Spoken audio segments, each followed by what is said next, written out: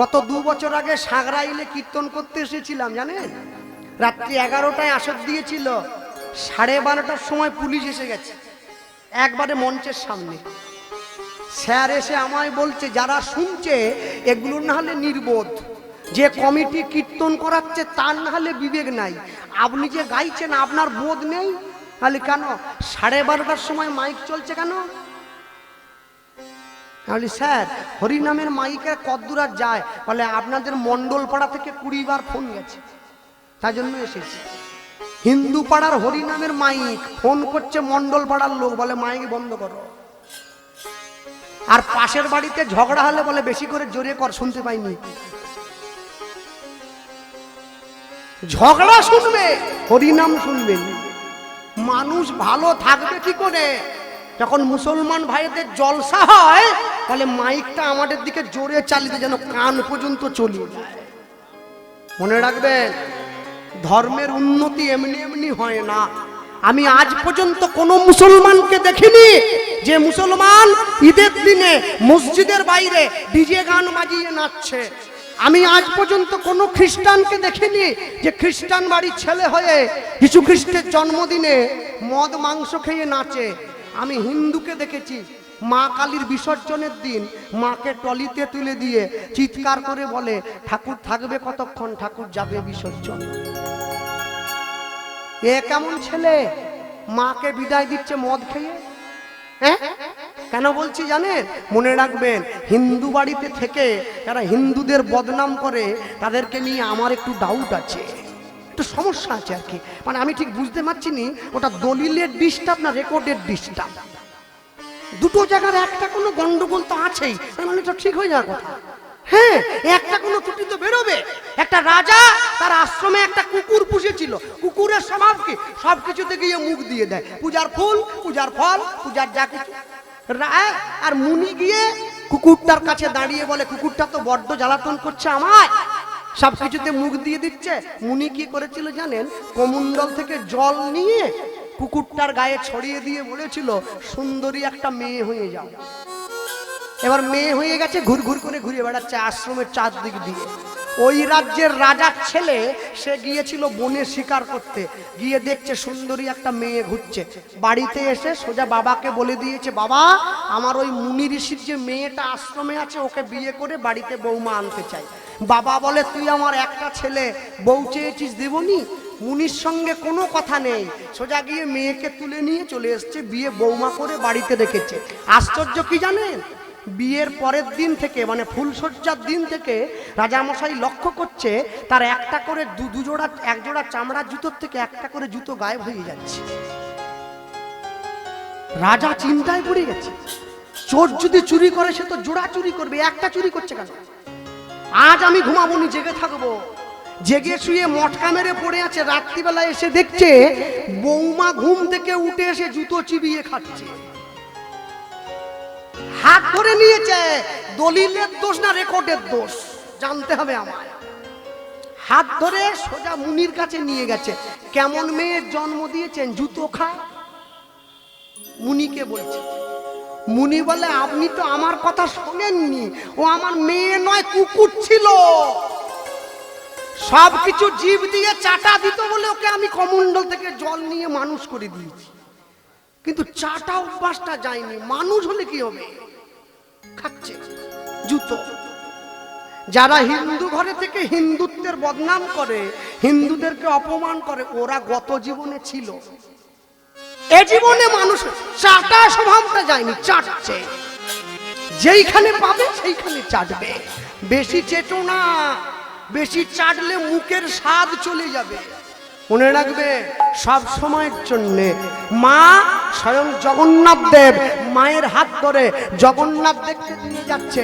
মা ওই দেখো রথের উপরে জগন্নাথ, কিন্তু ওই যে নিয়ে চলে গেল, হাত ধরে যে মাকে দেখালো, মা কি করছে? খোকা কোথায় রে? ছেলে হাতটা ছেড়ে দিয়েছে মায়ের। কোথায় গেছে? ছিল মায়ের হাত ধরে।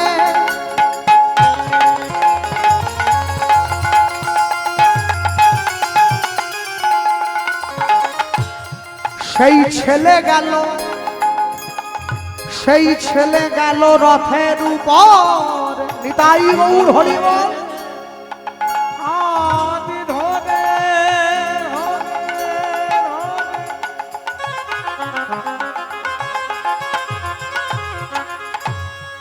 সেই ছেলে গেল রথের উপরে, দেখো ছিল মায়ের হাত ধরে,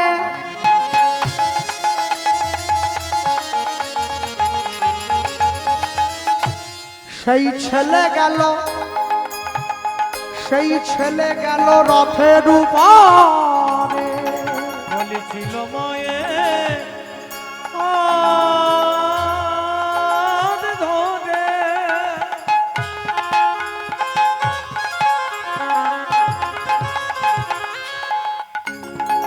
সেই ছেলে গেল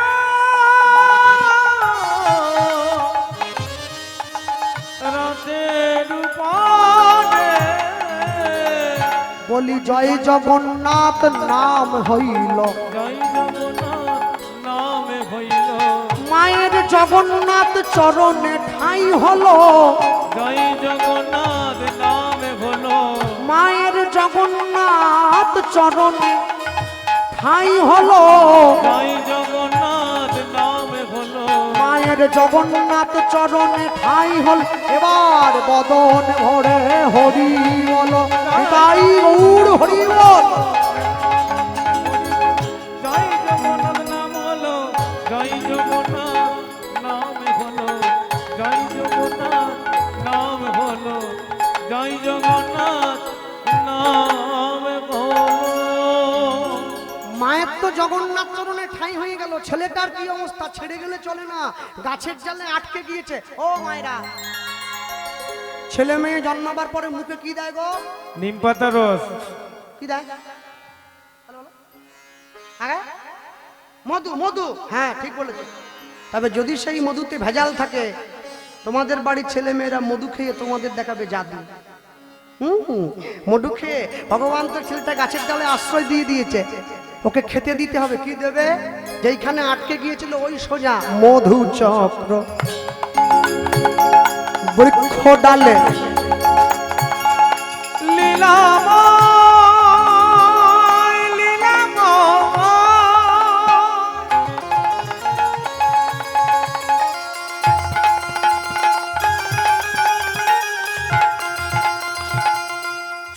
বলো এই কি তোমার,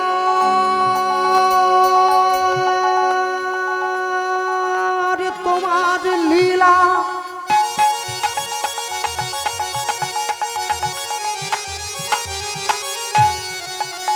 তুমি কারে হাসাও, কারে বা কাঁদাও, তোমার লীলা বোঝা বড় ভার। মধু চক্র বৃক্ষ ডালে, দেখো সৃজন করিল, ফোঁটা ফোঁটা শিশুর মুখে মধু ঝরিতে লাগিল। আজ ফোঁটা ফোঁটা শিশুর মুখে মধু ঝরিতে লাগিল। মধু দিয়ে ভগবানের খিদা মিটিয়ে দিয়েছে। এমন সময় আসতে মনে রাখবেন, পৃথিবীতে দু রকমের জীব পাওয়া যায়, একটা নিরামিষ ভোজী জীব, একটা আমিষ ভোজী জীব, তাই তো? লক্ষ্য রাখবেন, বিজ্ঞান বলছে যে সমস্ত প্রাণীরা নিরামিষ খায় তাদের লক্ষণ কি? তাদের নখ চ্যাপ্টা, দাঁত চ্যাপ্টা, হৃৎপিণ্ডটা তাদের বুকের বাঁ দিকে বসানো থাকে, তারা চুমুক দিয়ে জল খায়, নিরামিষ ভোজী জীব। আর যে সমস্ত পশু প্রাণীরা আমিষ খায় তাদের লক্ষণ কি? তাদের নখ টিকালো, দাঁত ছুচলো, হৃৎপিণ্ডটা বুকের ডান দিকে বসানো থাকে, তারা জিভ দিয়ে চেটে জল খায়। বলুন মানুষকে কোন দিকে ফেলছেন? কথা বলেন।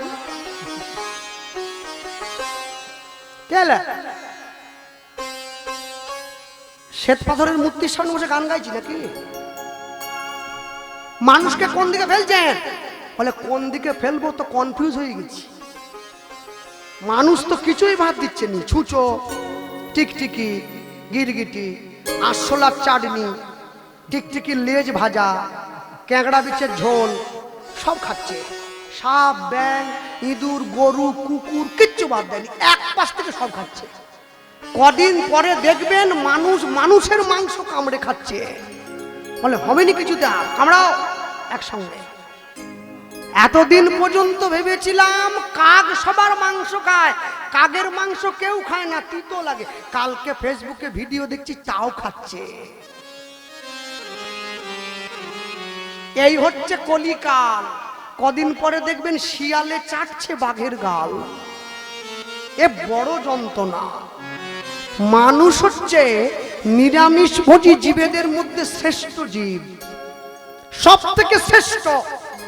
মানুষের নীতি, মানুষের কর্ম, মানুষের ধর্ম মনুষ্যত্ব, মানুষের নীতি মানবিক। মানুষ কখনো অখাদ্য কুখাদ্য গ্রহণ করবে না। হ্যাঁ, মনে রাখবেন, যাদের কাছে আমার কীর্তনের কার্ড আছে, আমার কীর্তনে ফোন করলে আমার সঙ্গে তো কথা বলা যায় না, তাই অনেক মানুষের বহু রকম প্রশ্ন থাকে। ওই কীর্তনের কার্ডে আমার ইমেল আইডি দেওয়া আছে, ওইখানে লোকে জানতে চায়। আমি যেটা জানি সেটা বলি, যেটা জানি না না বলি। অমানেন মানধীন কীর্তনীয় সদা হরি কীর্তনিয়া সাদা হরি। জয়নিতাই উপস্থিত মহামহা লীলা সংকীর্তন রূপী মহামহা মহত্তর যজ্ঞানুষ্ঠান অনন্ত অনন্ত কোটি বিশ্ব ব্রহ্মাণ্ডের অনন্ত অনন্ত কোটি ভক্তবৃন্দের চরণে অনন্ত অনন্ত কোটি দণ্ডবৎ প্রণাম।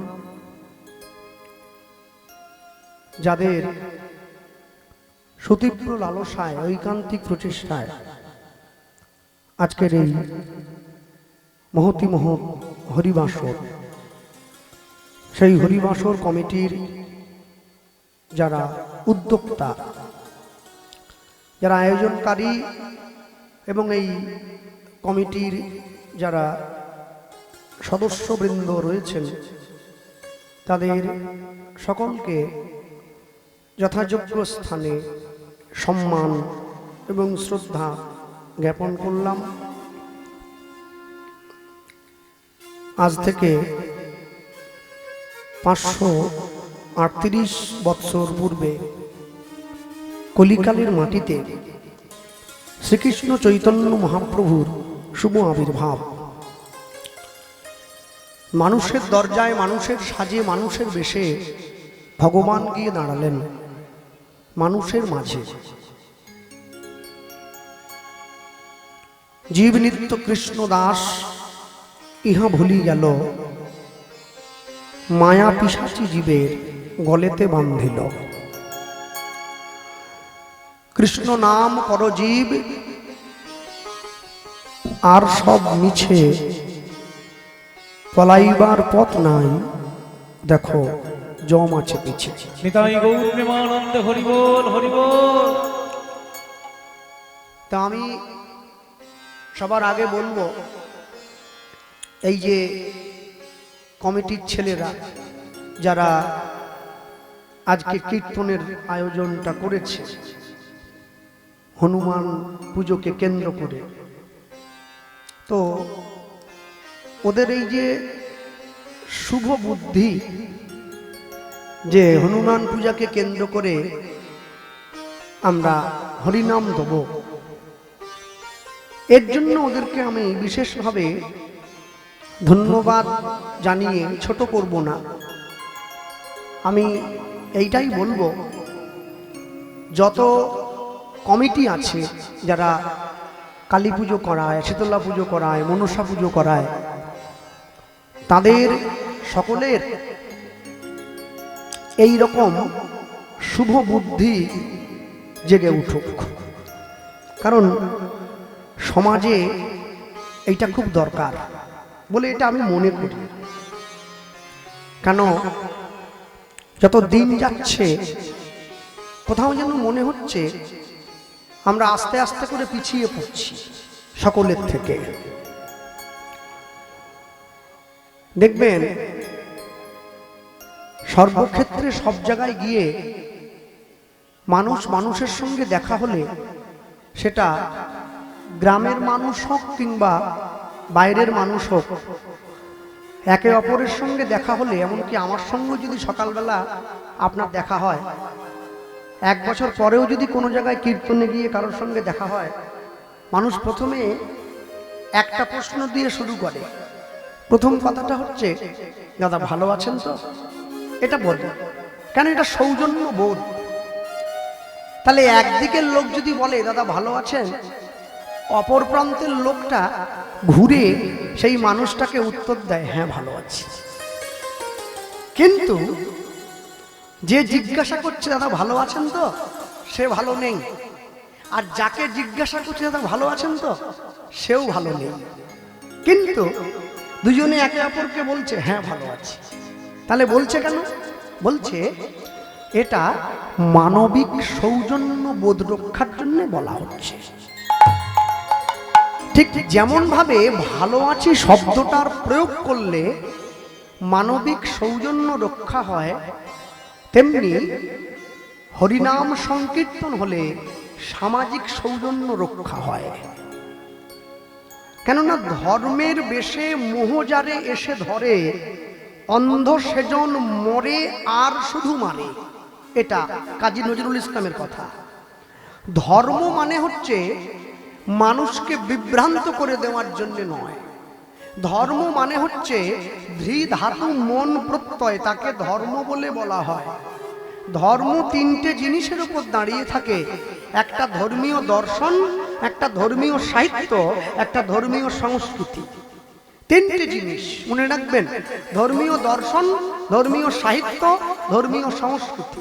আপনি ধর্মীয় সংস্কৃতিটাকে পরিবর্তন করে দিতে পারেন, আপনি ধর্মীয় দর্শনটাকে, আপনি ধর্মীয় সাহিত্যটাকে পরিবর্তন করে দিতে পারেন, কিন্তু আপনি কোনোভাবেই ধর্মীয় সাহিত্যকে পরিবর্তন করতে ধর্মীয় সাহিত্যকে পরিবর্তন করতে পারেন না। নিতাই গৌর প্রেমানন্দে হরি বল, হরি বল, হরি বল।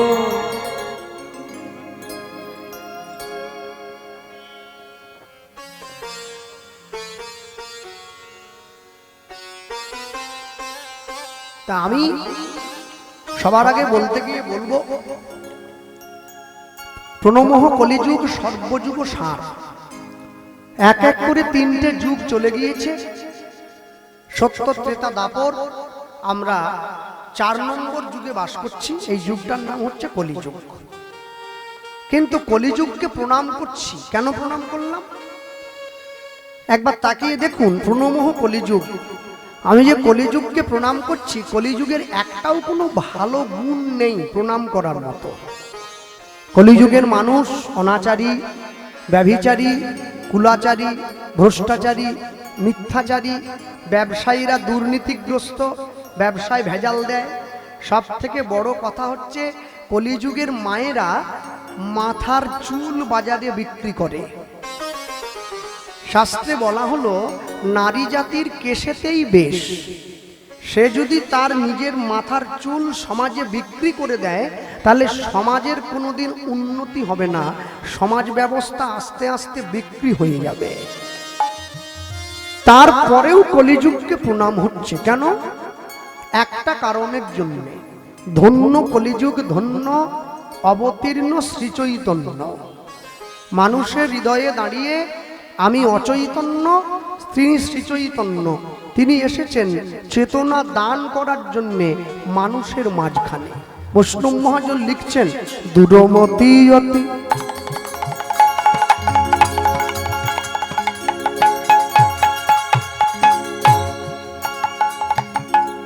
দূরমতি অতি দেখো পতি পতিত পাষণ্ডী। প্রেশারটা বাড়িয়ে রাখো। ওই না দুরমতি মতি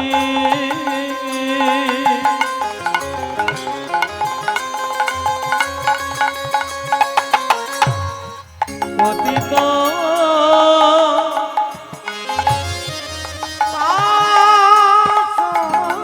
পাষণ্ডী।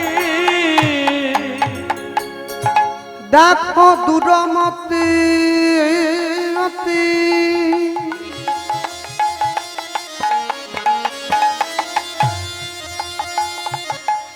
মতি, পতিত পাষণ্ডী, পতিত পাষণ্ডী।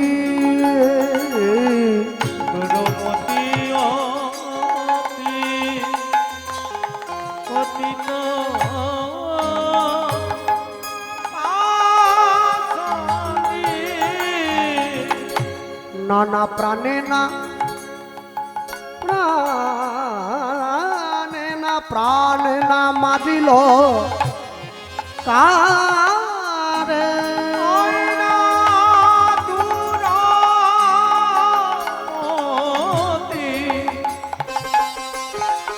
ওই না পতিত পাষণ্ডী। প্রাণে না মারিল কারে।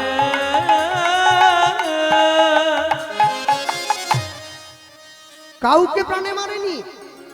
রাবণ কুম্ভকর্ণ মেরে ফেলা হয়েছে, অগাসুর বকাসুর কংসপুতনা মেরে ফেলা হলো, হিরণ্যাক্ষ হিরণ্যকশিপু মেরে ফেলা হয়েছে, কিন্তু জগাই মাধাই উদ্ধার, চপল গোপাল উদ্ধার, মলয় চাঁদ কাজী উদ্ধার। মেরে ফেলা আর উদ্ধার এক নয়। মেরে ফেলা মানে কি, যে ভগবানকে ভালোবাসে না ভগবান তাকে মেরে নিজের চরণে জায়গা দিয়েছে। আর উদ্ধার মানে ভগবানকে ভালোবাসে না জেনেও তাকে বুকে জড়িয়ে ধরেছে। হরি নাম দিয়া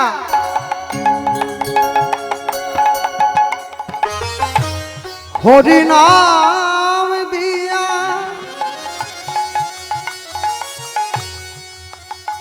জীবের হৃদয় শোধিল, যাচি গিয়া সবার ঘরে ঘরে। দেখো হরি নাম দিয়া জীবের হৃদয় শোধিল, যাচিয়া জীবের ঘরে ঘরে। বলি যেচে সেধে হরি নাম দিল,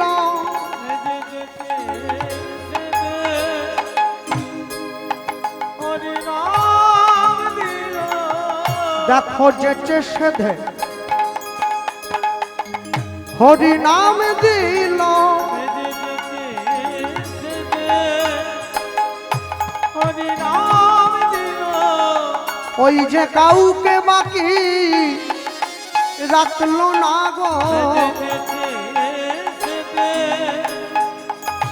হরি নাম দিল। ওই দেখো ব্রাহ্মণ চণ্ডাল না মানিল, দেখো হিন্দু মুসলমান মানে নিষেদিন, জীবের হাতে ধরিল পায়ে পড়িল। বলি ধনী গরিব মানে নিষেদিন, বলি জাতের বিচার করে নিষেদিন। বলির নামে জগৎ মাতাইল, নিতাই গৌর হরি বল।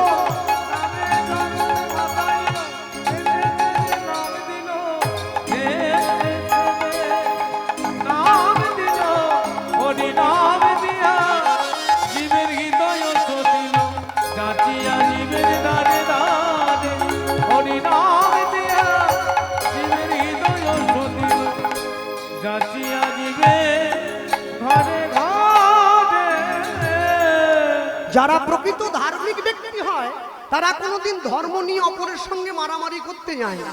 যদি বিশ্বাস না হয় একটা বুদ্ধি করবেন, কালকে বই দোকান থেকে দুটো বই কিনবেন। একটা বইয়ের নাম হচ্ছে শ্রীমদ ভাগবত, আর একটা বইয়ের নাম হচ্ছে কোরআন।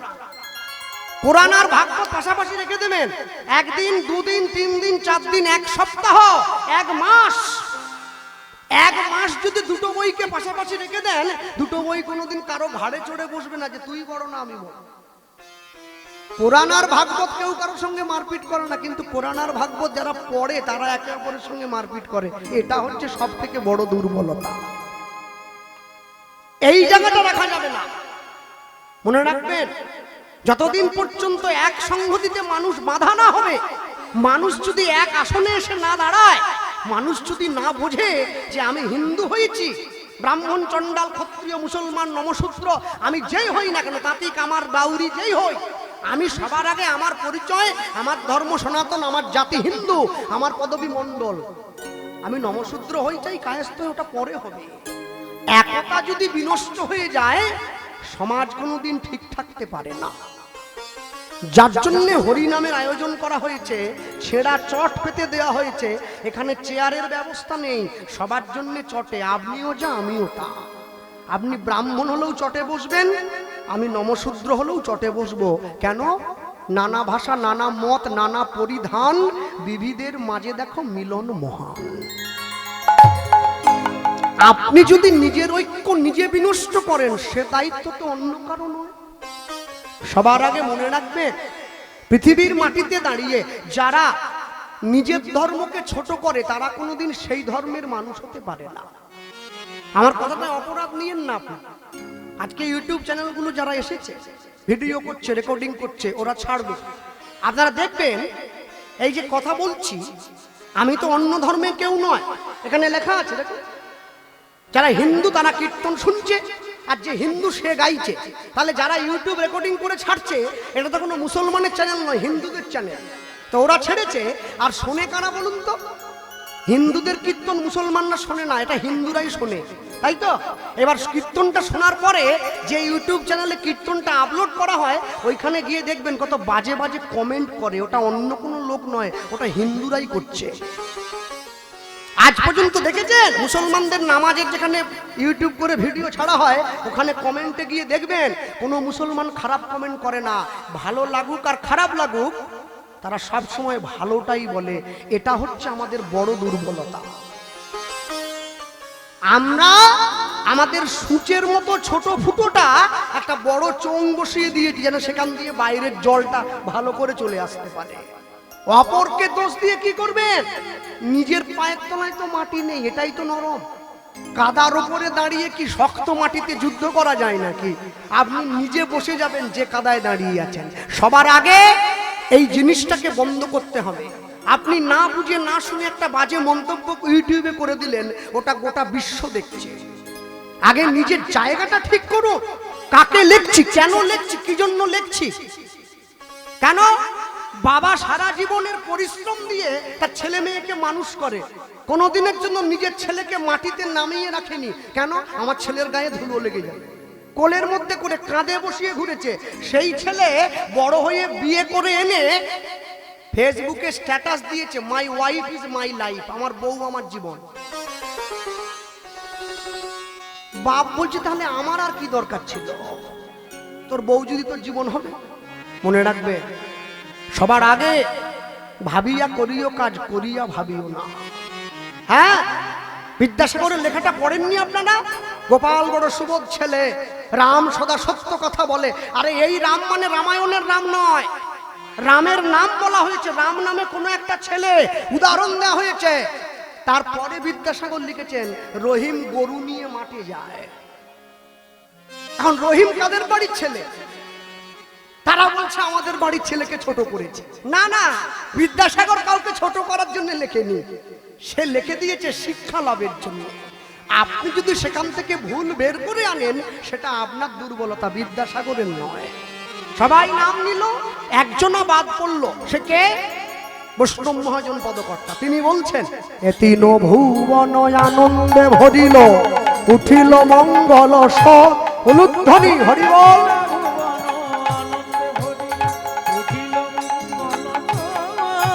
অগয়ে তিন ভুবন আনন্দে ভরিল উঠিল মঙ্গল ওই না দিন ভুবন আনন্দে ভরিল উঠিল মঙ্গল কহে প্রেমানন্দে এমন গৌরাঙ্গের তিনা জন্মিল বলি কহে প্রেমানন্দে এমন গৌরাঙ্গে রতি না জন্মিল ও ভাই কহে প্রেমানন্দে এমন গৌরাঙ্গের তিনা জন্মিল বলি কহে প্রেমানন্দে এমন গৌরাঙ্গে রতি না জন্মিল আমার ভাগ্যে হলো না গো আমার ভাগ্যে হলো না গো আমার ভাগ্যে হলো না গো আমার ভাগ্যে হলো না গো সবাই তোমার নাম নিল আমার ভাগ্যে হলো না গো সবাই তোমার নাম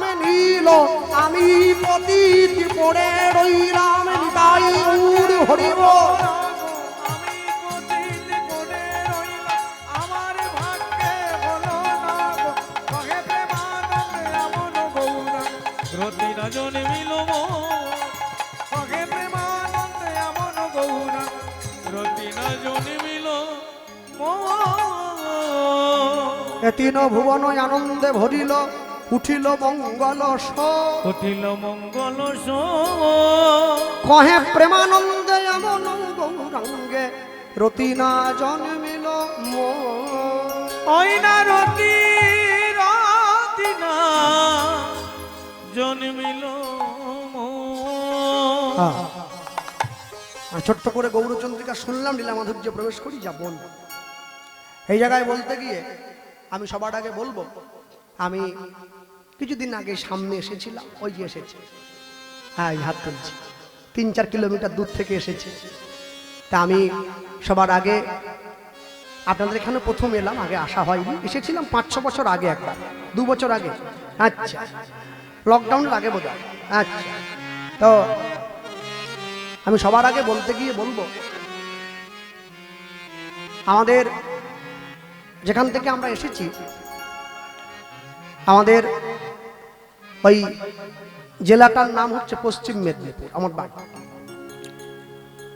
তো এই পশ্চিম মেদিনীপুর জেলাটা শেষ হয়ে গেলে একটা জেলা পড়ে যার নাম হচ্ছে বাঁকুড়া জেলা অনেকে কর্মসূত্রে গিয়েছে অনেকে ঘুরতেও যায় আমরা মাঝে মধ্যে যাই থাকার জায়গা নেই তো ঘুরে টুরে চলে আসি তা আপনি যদি খড়গপুর থেকে ট্রেন ধরে বাঁকুড়াতে যান দেখবেন ওই খড়গপুর থেকে ট্রেন ধরে ওইখানে যেতে গেলে একটা স্টেশন পড়ে প্ল্যাটফর্ম যার নাম হচ্ছে বিষ্ণুপুর খুব নাম করা তা আপনি বিষ্ণুপুর প্ল্যাটফর্মে নেমে টোটোওয়ালাকে যদি 20-30 টাকা দেন তো আপনাকে বিষ্ণুপুর গ্রামে নিয়ে যাবে ওই গ্রামের নামেই প্ল্যাটফর্মটার নাম হয়েছে আপনি যখন বিষ্ণুপুরে ঢুকবেন আপনি ঢুকেই দেখবেন ওপরে বড় করে লেখা আছে আপনি ঐতিহাসিক বিষ্ণুপুরে প্রবেশ করছেন